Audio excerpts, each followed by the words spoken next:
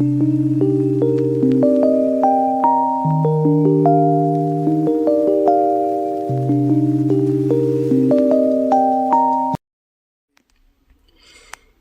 को मुंबई गए 2 दिन हो गए थे और लौटने में 4-5 दिन और लगने की संभावना थी। ये चंद दिन काटने भी राखी के लिए बहुत मुश्किल हो रहे थे। विजय के बिना रहने का उसका यह पहला अवसर था। बिस्तर पर पड़े पड़े आखिर कोई करवटें भी कब तक बदलता रहेगा। खींचकर उसे उठना पड़ा था। राखी ने घड़ी में समय देखा। 9 बज गए थे और सारा घर बिखरा पड़ा था। विजय को इस तरह के बिखराव से बहुत चिढ़ थी।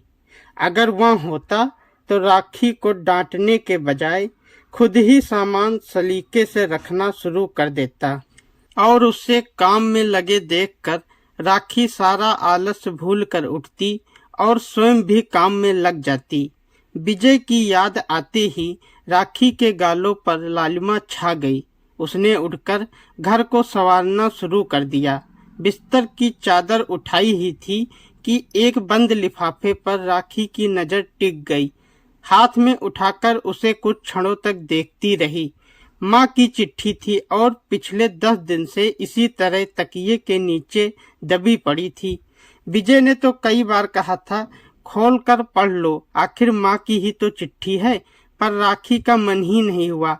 वह समझती थी कि पत्र पढ़कर उसे मानसिक तनाव ही होगा। फिर से उस लिफाफे को तकिए के नीचे दबाती हुई वह बिस्तर पर लेट गई और अतीत में विचरण करने लगी। माँ का नाराज होना स्वाभाविक था, परंतु इसमें भी कोई शक नहीं कि वे राखी को बहुत प्यार करती थी। माँ कहा करती, मेरी राखी तो परी है। अपनी खूबसूरत बेटी पर उन्हें बड़ा नाज था। पास पड़ोस और रिश्तेदारों में हर तरफ राखी की सुंदरता के चर्चे थे। सिर्फ सुंदर ही नहीं, वह गुणवती भी थी। माँ ने उसे सिलाई, कढ़ाई, चित्रकला और नृत्य की भी शिक्षा दिलाई थी। राखी के लिए तब से रिश्ते आने लगे थे जब वह बालिग भी नहीं हुई थी। पिताजी सिर्फ राखी की पढ़ाई की ही चिंता करते, पर माँ का तो सारा ध्यान लड़के की तलाश में लगा था। वह सोचती रहती, कोई अच्छा सा रिश्ता मिल जाए तो अपनी बेटी का ब्याह करा दूं। या तो अच्छा था कि उसके लिए जो भी रिश्ते आए उनमें से कोई भी लड़का माँ को पसंद नहीं आया था। आस पड़ोस और रिश्तेदारों के सामने राखी की सुंदरता का बखान करते हुए माँ कहती, कुंवारी बेटी छाती पर बोझ होती है और वह अगर सुंदर होने के साथ साथ गुणी भी हो तो बोझ दुगना हो जाता है। राखी के लिए योग्य वर ढूंढना बड़ा कठिन काम है। हम अकेले क्या कर लेंगे, आप भी ध्यान रखिएगा। बार बार माँ के यही कहते रहने से उनकी मुंह बोली बहन सुषमा अपने रिश्ते के एक लड़के का प्रस्ताव राखी के लिए लाई, लेकिन लड़के का फोटो देखते ही माँ सुषमा पर बरस पड़ी। अरे सुषमा, तेरी आंखों को क्या हो गया है जो मेरी बेटी के लिए काना दूल्हा ढूंढ कर लाई है? काना? या तू क्या कह रही है विमला? लड़के की एक आंख दूसरे से छोटी है तो क्या वो काना हो गया? सुषमा मौसी भी चिढ़ गईं। और नहीं तो क्या, एक छोटी दूसरी बड़ी, काना नहीं तो और क्या कहूँ मैं? माँ हाथ नचाती बोली, मेरी बेटी में कोई खोट नहीं, फिर मैं क्यों ब्याहने लगी? इससे माँ का क्रोध दुगना हो गया था और उन्होंने गुस्से में बहुत कुछ सुषमा मौसी को कह दिया। उस दिन माँ ने सुषमा मौसी से हमेशा के लिए रिश्ता तोड़ दिया। इस घटना के बाद माँ रिश्तेदारों में इस बात को लेकर मशहूर होती गई कि उन्हें अपने बेटी की सुंदरता पर बड़ा घमंड है, इसलिए बेटी के लिए जो भी रिश्ता आता है बस लड़के के दोष ही ढूंढ कर निकालती रहती हैं। माँ का तनाव बढ़ रहा था, पर राखी और पिताजी माँ की पीड़ा से अनिभज्ञ थे। राखी जल्दी से जल्दी एमए कर लेना चाहती थी। उसे स्वयं भी इस बात का डर था कि अगर माँ को कोई अच्छा लड़का मिल जाएगा तो उसकी पढ़ाई पूरी न हो पाएगी और वे जल्द से जल्द उसकी शादी करा देंगी। आखिरकार राखी की एमए की पढ़ाई भी हो गई, पर माँ अपनी तलाश में असफल रही। राखी नौकरी करना चाहती थी और पिताजी ने चुपके से उसे इजाजत भी दे दी। उसने आवेदन पत्र भेजने शुरू कर दिए। इस बीच उसके लिए रिश्ते भी आते रहे। अब तो उसकी सुंदरता के साथ साथ पढ़ाई को भी ध्यान में रखा जाने लगा, जिससे माँ की परेशानी और बढ़ गई और उनके मन का कोई ढंग का रिश्ता उन्हें न मिला। जब राखी के लिए प्रयागराज के एक कॉलेज से व्याख्याता पद के लिए नियुक्ति पत्र आया तो माँ और पिताजी के बीच जमकर झगड़ा हुआ और अंत में माँ का निर्णयात्मक स्वर उभरा, राखी नहीं जाएगी। क्यों नहीं? माँ के निर्णय का खंडन करते हुए पिताजी का प्रश्न सुनाई दिया। बेकार सवाल मत कीजिए। मैं अपनी खूबसूरत और जवान बेटी को अकेली दूसरे शहर में जाकर नौकरी करने की इजाज़त नहीं दे सकती, और अगर इसे नौकरी करनी ही है तो यहीं शहर में करे। बिमला, समझने की कोशिश करो। राखी अब छोटी बच्ची नहीं रही और फिर अच्छी नौकरी बार बार नहीं मिलती। तुम यह न समझना कि मैं उसका पक्ष ले रहा हूँ।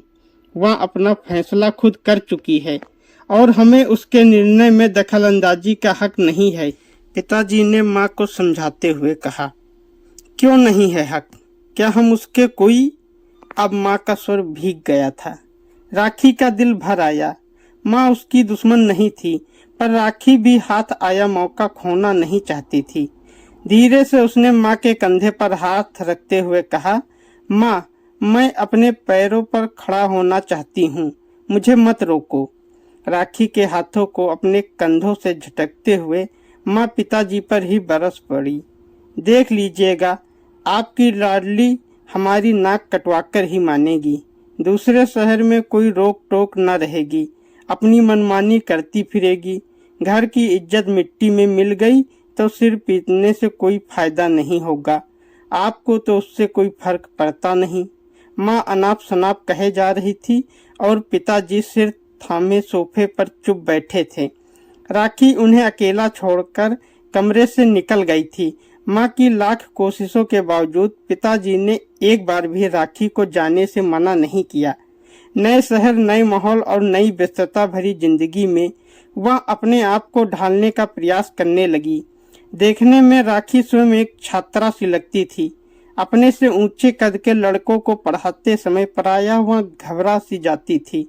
लड़के उसके इसी शांत और डरे डरे से स्वभाव का फायदा उठाकर उसे छेड़ बैठते और तब बेबस राखी का मन होता कि नौकरी ही छोड़ दे। कभी कभी तो वह अपने आप को बेहद अकेली महसूस करती। कॉलेज के अन्य प्राध्यापकों से वह वैसे भी घुल मिल नहीं पा रही थी, बस अपने काम से ही मतलब रखती थी। एक दिन कुछ शरारती छात्रों ने कॉलेज से लौट रही राखी को रास्ते में रोक लिया। हल्की सी बूंदाबांदी भी हो रही थी और लग रहा था कि कुछ ही मिनटों में जोरों की बारिश शुरू हो जाएगी। ऐसे में अपने आप को इन लड़कों से घिरा पाकर उसे कपकपी छूटने लगी। उसके माथे से पसीना आ गया। मैडम, आज आपने जो कुछ पढ़ाया वह हमारी समझ में नहीं आया, कृपया जरा समझा दीजिए, एक छात्र ने उसके समीप आकर कहा। क्यों, कक्षा में क्या करते रहते हैं आप लोग? चेहरे पर क्रोध भरा तनाव लाने का असफल प्रयास करते हुए राखी ने पूछा।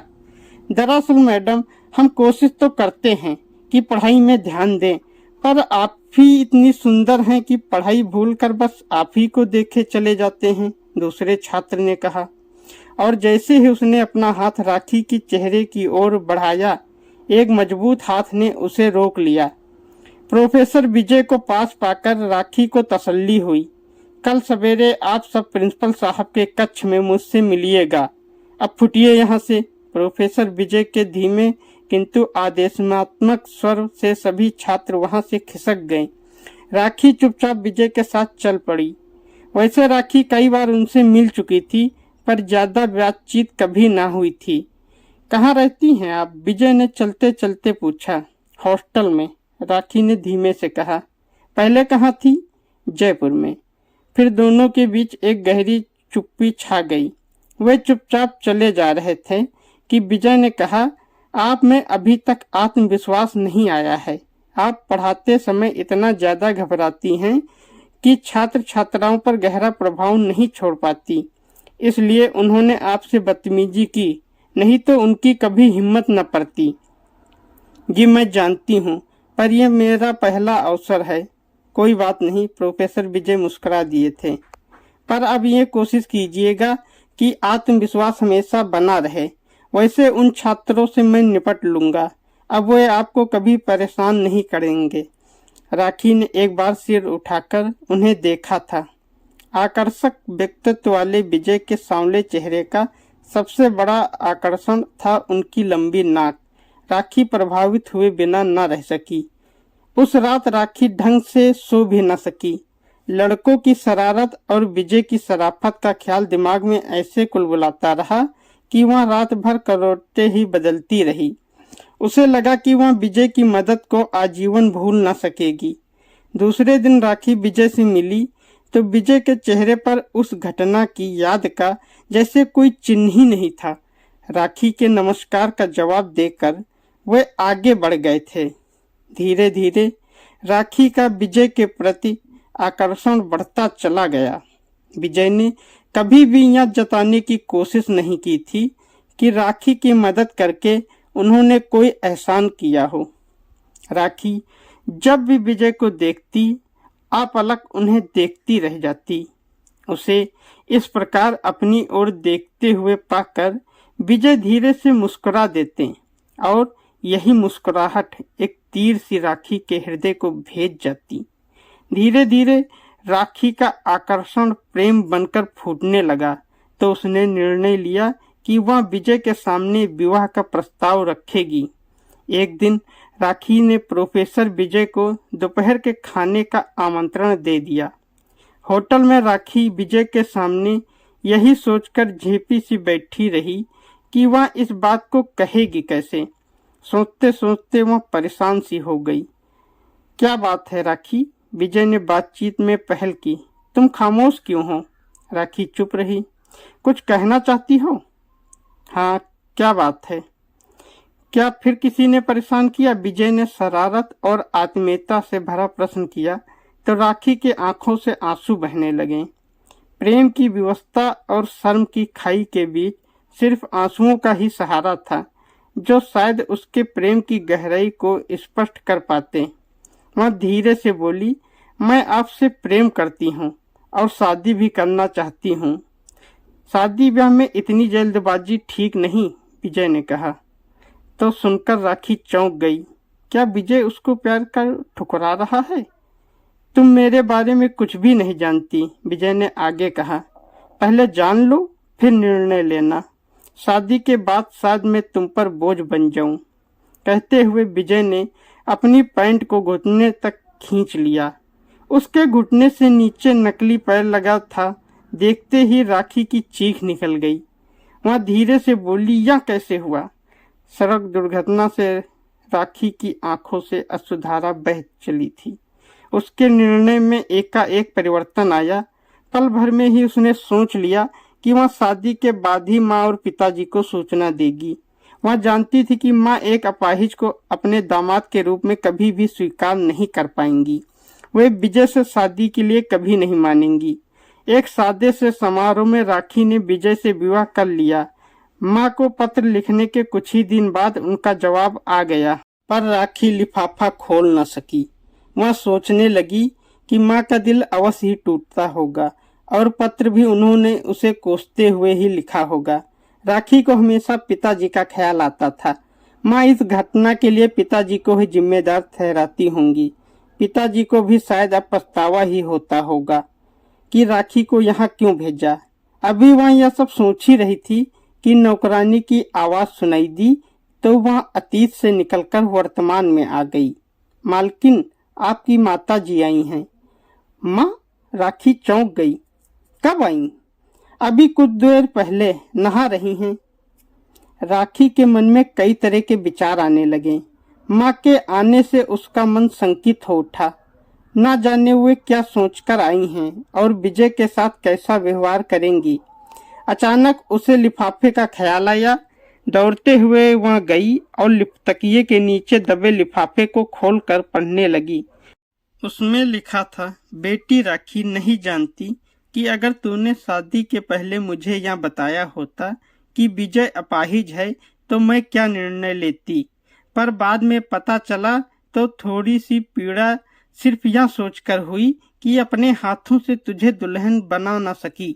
धीरे धीरे मैं यह महसूस करने लगी हूँ कि तूने गलत निर्णय नहीं लिया है, बल्कि अपने इस निर्णय से यह साबित कर दिया है कि तू अपनी माँ की तरह शारीरिक सुंदरता को महत्व देने वाली नहीं, वरन हृदय की सुंदरता को पहचानने वाली पारखी है। तेरे निर्णय पर मुझे नाज है। मैं तुझसे मिलने आ रही हूँ। तुम्हारी माँ। राखी को लगा कि मारे खुशी के वह पागल हो जाएगी। उसी तरह लिफाफे को तकिए के नीचे रखकर वह जोर से स्नान घर का दरवाजा पीटने लगी। जल्दी आओ न माँ, तुम्हें देखने को आंखें तरस गई हैं। और वो अपनी माँ से मिलकर सारे गिले शुक्वे दूर करना चाहती थी। माँ जैसे ही बाहर आई, राखी दौड़कर उनके गले लग गई। माँ बेटी दोनों गले लिपटकर रोने लगे। दोस्तों, अगर कहानी अच्छी लगी है तो वीडियो को लाइक करें, शेयर करें और हमारे चैनल को सब्सक्राइब करें। धन्यवाद।